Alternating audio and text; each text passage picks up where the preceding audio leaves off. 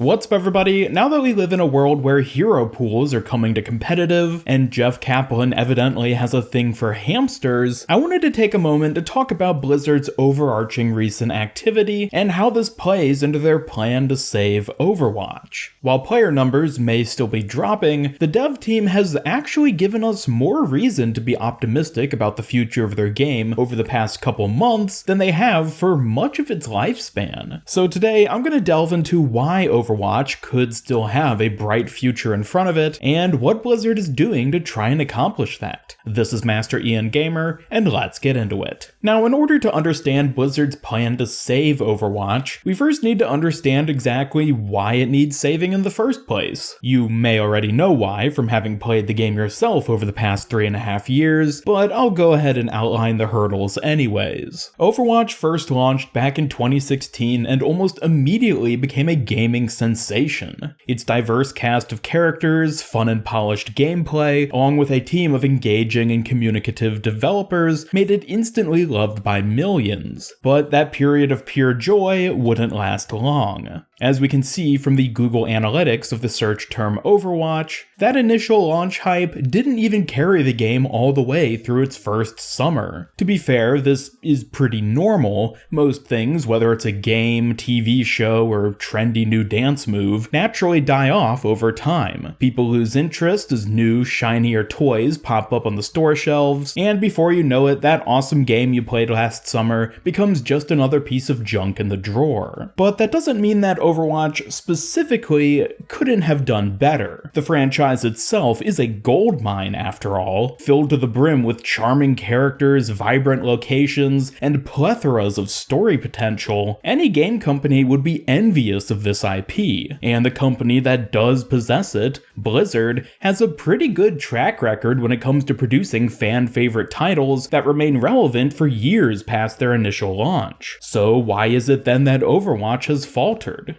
This is where we're going to have to get into the hard truth nitty-gritty. And where do we begin? The diverse cast of characters only grew at a painfully slow rate, the game modes grew even slower, the once frequent developer correspondence evaporated into basically nothing, and that rich story potential, which was what hooked many of us in the first place, slowly began to feel non-existent. While the new content we did get in all these categories was, for the most part, well designed and polished, it simply wasn't happening fast enough, especially once new competitors entered the gaming marketplace who could pump out new features and cosmetics at a much faster rate. The shortcomings of Overwatch only became more apparent. Competitive enthusiasts despised the grueling repetitive metas, while casuals lamented the past days of exciting new events and content reveals. Things simply weren't happening fast enough, and no matter where you fell on the skill ladder, players began to lose interest and drift away. I don't want to discredit the immense amount of work that the game's dev team has put in over the years, but Overwatch simply wasn't being supported enough to keep up with what the fans wanted and the looming temptation of other gaming franchises. While claiming that Overwatch is dead might be as foolish now as it was back in 2016, one cannot deny that the game has seen much brighter days.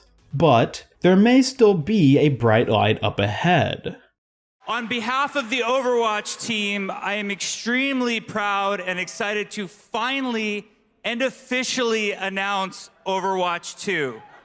Despite the grim reality I've portrayed so far for Overwatch, anyone who still actually plays the game can see that things have, in one sense or another, been picking up again. The single biggest indicator of Overwatch having a future to look forward to is the announcement of Overwatch 2. While still a long ways off, the fact that Blizzard is gunning to produce an, admittedly poorly dubbed, sequel shows that they have no intention of abandoning the franchise, despite their lackluster upkeep of it over the past few years. But even then, Overwatch 2 is a long-term goal. Despite the optimistic hype which grips much of the game's community thanks to a few unfortunate misinformed leaks, realistically the sequel probably won't release until at least early 2021. As it stands, if Blizzard just focused solely on the development of Overwatch 2 and left the shriveled remains of Overwatch 1 to rot away in the meantime, there'd be nothing but dusty old bones left to greet the sequel upon its release. And while their proposed plan of withholding Heroes maps and game modes for the release of Overwatch 2 may suggest that this is in fact their plan, in reality, we've seen things playing out a bit more positively. Despite the community expecting 2020 to be the most lackluster year of Overwatch yet, the first month so far has actually been abnormally active. We've seen multiple new balance patches with unprecedentedly quick PTR cycles, we got an event, and most amazingly of all, the devs have actually been talking to us. Not only did we get a brand new developer update video, but we've seen more developer activity on the Overwatch forums over the past month than in pretty much the entirety of 2019. Assuming this amount of developer correspondence continues, it could indicate a return to form that has gone unseen since 2016. So the first element of Blizzard's plan to save Overwatch is to up the communication. By talking to the community, they make the player base feel more engaged. Having even the slightest knowledge of what's happening internally and knowing that the devs are actually reading our feedback does wonders to increase player morale, which if you haven't noticed is pretty much at an all-time low. It lets us know that something is going on and makes us feel more connected with the game and dev team overall. But regular correspondence only goes so far, which is where we see the other aspects of Blizzard's plan come into play. The second part is hitting the real problems players face in-game, no matter the cost. This one may be a bit controversial in its direction and effectiveness, as when it comes to a complex game like Overwatch, every solution comes with some level of trade-offs. And to start, Blizzard has been focusing predominantly on fixing the problems that plague the high-skill competitive scene. Now, I realize that the vast majority of players don't fit into this category, but it's important to hear out the entire plan in order to understand the importance of handling it in this manner. Currently, Overwatch has been hemorrhaging players across all ranks and skill tiers, but the most severe losses have come from the top. Regardless of what you personally think about streamers and pro players, they serve a crucial role in maintaining the Overwatch ecosystem. For many people, their first exposure to Overwatch came from seeing popular streamers or the Overwatch League. These players accrue their own audiences and fan bases who become followers of not only their team or Twitch channel, but Overwatch as well. It's perfect mass marketing for the game, as they're the individuals most seen by people on the outside. If Overwatch has a strong pro scene and a large base of streamers, then more people in general are willing to get on board and stay invested. Even if the players attracted by high-skill influencers aren't highly skilled themselves, they maintain the game's ecosystem by standing as positive icons to represent the health of the game. However, that doesn't mean that Blizzard should, or even is,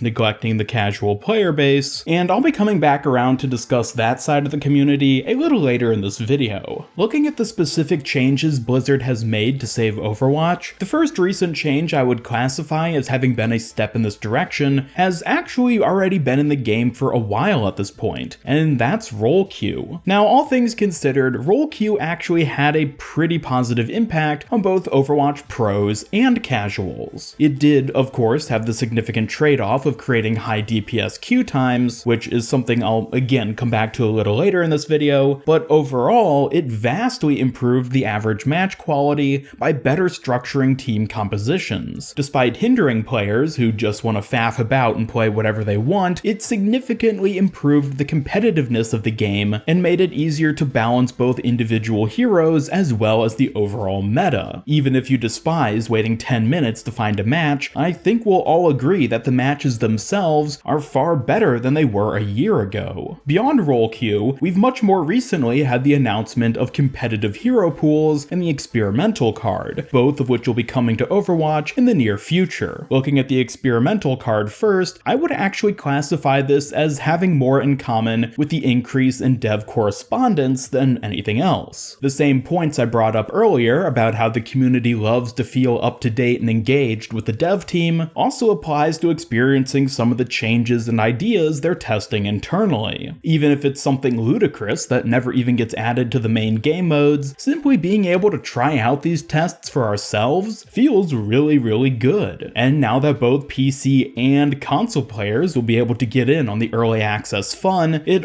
all around is just a great thing for the game and community across every skill tier. Moving on to Hero Pools, this is very similar to Rollcue, except that it's even more designed to improve the experience of predominantly high-level players. At the highest ranks, stale metas are basically the bane of the entire game, so by introducing a system which inherently prevents each match from playing out the same, you make the game more interesting by forcing players to strategize on the fly. Outside of some sociopath determining a meta for every single possible pool of heroes, this effectively eliminates the possibility of a meta being able to form at all. But even if such a maniac does exist, they'll be further deterred by the fact that future balance changes will be far more frequent and aggressive, thus constantly shifting which heroes are strong in any given situation. At this point, Blizzard is pulling out all the stops when it comes to the issues facing the game. For years, people have despised the stale metas and slow balance changes, so now the devs are hitting hard, no matter the cost. Will one-tricks be upset when they can't play their favorite hero in competitive for a week? Sure, but when the alternative is letting the entire game grind to a slow, agonizingly boring death, I think it's safe to say that this was Blizzard's only real option. While so far these changes haven't been perfect, it's safe to say that they'll be largely effective at improving the game for those at high skill tiers. But what about the rest of us who lurk down in the lowly scrublands of gold and platinum? Well, that's where Blizzard needs to go next with their plan. Assuming that their efforts to cater to the high skillers is successful, and they reinvigorate the pro scene with these changes, their next step must be to round everything out by appeasing the casual side of the player base. When it comes to determining what casual players enjoy most in Overwatch, it's not fair to say that they all want the exact same things. In fact, them not all wanting the same thing has consistently been one of the biggest problems for the game over the years. But there are a few things that stick out as being generally appreciated by players who aren't too attached to the competitive side of things. These include new heroes, maps, cosmetics, and events. Like balance changes, these are all things which have released painfully slow over the past few years, and have actually slowed even more over the past 6 months or so. Unfortunately though, while the casual audience is just as important as the pro scene in their own right, I'm not sure we're going to see much improvement here prior to the release of Overwatch 2. That's not to say that Blizzard hasn't made any efforts though. Hero challenges, or mini-events as some people like to call them, have actually been on the rise in recent months, and likely will continue to be prominent throughout 2020, leading up to the release of the sequel. On top of that, the past 2 main events have introduced new game mode variants of May's Snowball Offensive and Capture the Flag, with Snowball Deathmatch and CTF Blitz. And that's not even considering the gradual expansions being made to the workshop and other quality of life features that have come out as time goes on. While these may not be as grand as getting new heroes or significant event changes, they appear to be Blizzard's attempt to give us something new while they stockpile other major content for the sequel. Additionally, while we have yet to see any great strides come through to resolve the DPS Queue Time issue, Blizzard has revealed that they are at least working on it and see it as a major problem. Jeff Kaplan provided us with a massive in-depth forum post covering their internal 132 team composition experiments, which were done in an effort to try and combat the unbalanced role queues. While ultimately this experiment proved ineffective as a solution, the fact that Blizzard took the time to conduct it shows how far they are currently reaching to try and fix what is undeniably a major issue across all ranks. While it'd take its own video to fully delve into the details of Rollcue and the wicked problem it presents, the only real solution for it is to find ways of making current DPS players want to play other roles. And outside of reworking existing heroes that players already enjoy as they are, the only way of achieving this is through adding more diverse tank and support heroes. Again though, this can't really be done until Overwatch 2. In the meantime though, I expect we'll be getting a number of band-aid solutions to hold us over. These might be further incentives for playing non-DPS roles, or even new variant game modes which appeal to DPS players and thus give them gameplay options outside of quick play and competitive. While these won't fix the core issue with Rollcue, they will help alleviate the symptoms comes until Blizzard can properly implement a full-on solution. Overall, 2020 will be a very interesting year in terms of the direction Blizzard takes Overwatch. With us likely only getting one new hero over the next 12 months, it seems like the devs may be taking this time as an opportunity to experiment with more drastic balance changes, such as hero pools. While I won't deny that there could be a few rocky months ahead of us, I think the saying "darkest before the dawn" could be a good way of looking at it. Following the lackluster management of the game over the past few years, it only makes sense that things might have to get worse now before they can get better. Even if you fear the imminent changes to Overwatch and are adamant that they'll lead you to abandon ship, at least you can't say that Blizzard didn't try to fix the game. The devs will receive backlash no matter what they do, especially if it's doing nothing. I'd rather see them try to save the game and fail than to continue to do nothing and let it die. But let me know your thoughts on Blizzard's plan to save Overwatch by dropping a comment down below. Be sure to leave a like if you enjoyed this video and share it with your friends if you really liked it. Subscribe, follow me on Twitter, and hit up the bell to never miss any of my future Overwatch content, and I now also have a Discord server where you can hang out as well. Links are all in the description. This is Master EN Gamer signing off, and until next time, have a great day.